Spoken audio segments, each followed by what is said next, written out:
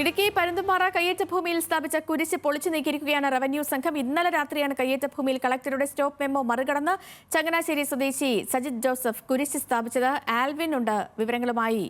നമുക്കിപ്പം ആൽവിൻ, ഇന്നലെ രാത്രി ഈ നിലവിലെ നിയന്ത്രണങ്ങളൊക്കെ മറികടന്ന് വീണ്ടും കയ്യേറ്റ ശ്രമത്തിന്റെ ഭാഗമായി കുരിശ് സ്ഥാപിക്കപ്പെട്ടത് ശ്രദ്ധയിൽപ്പെടുന്നു. ഇപ്പോൾ റവന്യൂ വകുപ്പ് നടപടി എങ്ങനെയാണ്?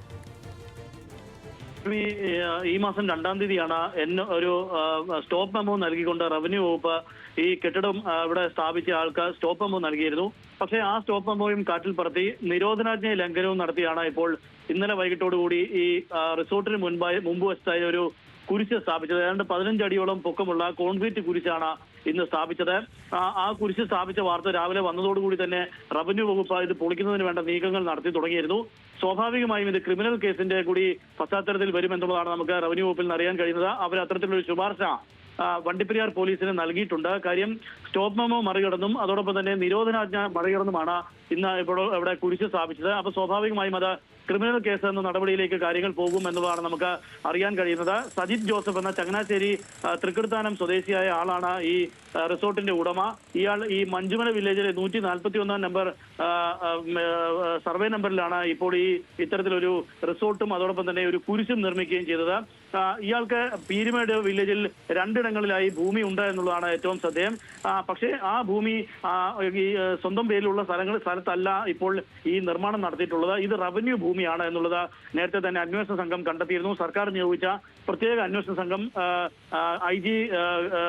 ഐജിയുടെ നേതൃത്വത്തിലുള്ള പ്രത്യേക KS സേതുരാമന്റെ നേതൃത്വത്തിലുള്ള പ്രത്യേക സംഘവും അതോടൊപ്പം തന്നെ ദിനേശ് മുൻ ഇടുക്കി ജില്ലാ കളക്ടർ ഇവർ ഉൾപ്പെടുന്ന ഒരു സംഘമാണ് അന്വേഷണം നടത്തിയത്. ഈ സംഘം നേരത്തെ റിപ്പോർട്ട് ഹൈക്കോടതിക്ക് സമർപ്പിച്ചിരുന്നു. ചക്രമുടിയിൽ ഉണ്ടായതിനേക്കാൾ വലിയ കയ്യേറ്റമാണ് ഇവിടെ നടന്നിട്ടുള്ളത്, പരുന്തുംപാറയിൽ നടന്നിട്ടുള്ളത് എന്നുള്ള റിപ്പോർട്ടാണ് നേരത്തെ നൽകിയിരുന്നത്. ആ റിപ്പോർട്ടിന്റെ കൂടി പശ്ചാത്തലത്തിലാണ് ജില്ലാ ഭരണകൂടം ഒരു നടപടി സ്വീകരിക്കുന്നത്. അങ്ങനെ ഒരു പ്രത്യേക ടീമിനെ ജില്ലാ കളക്ടർ നിയോഗിക്കുന്നു. ഈ 3 വില്ലേജുകളിലുമായി നിരോധനാജ്ഞ 5 സർവേ നമ്പറുകളിൽ നിരോധനാജ്ഞ പ്രഖ്യാപിക്കുന്നു.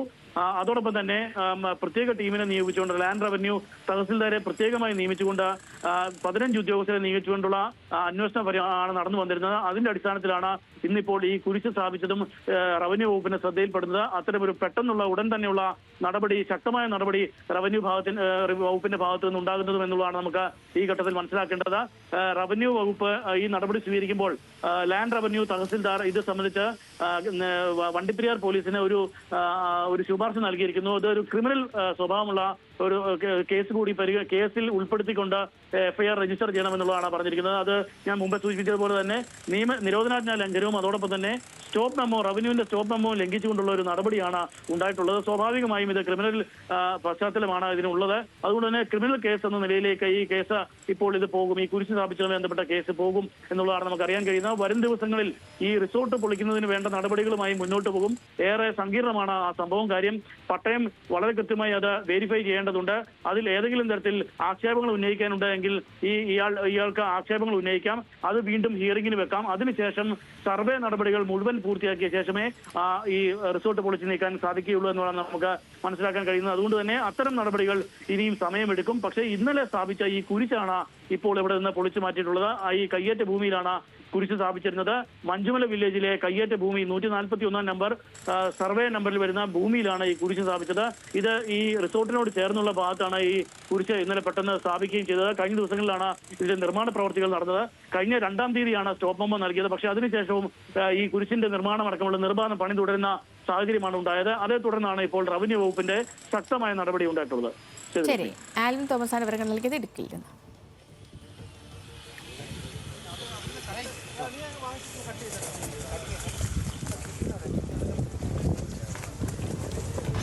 Belum.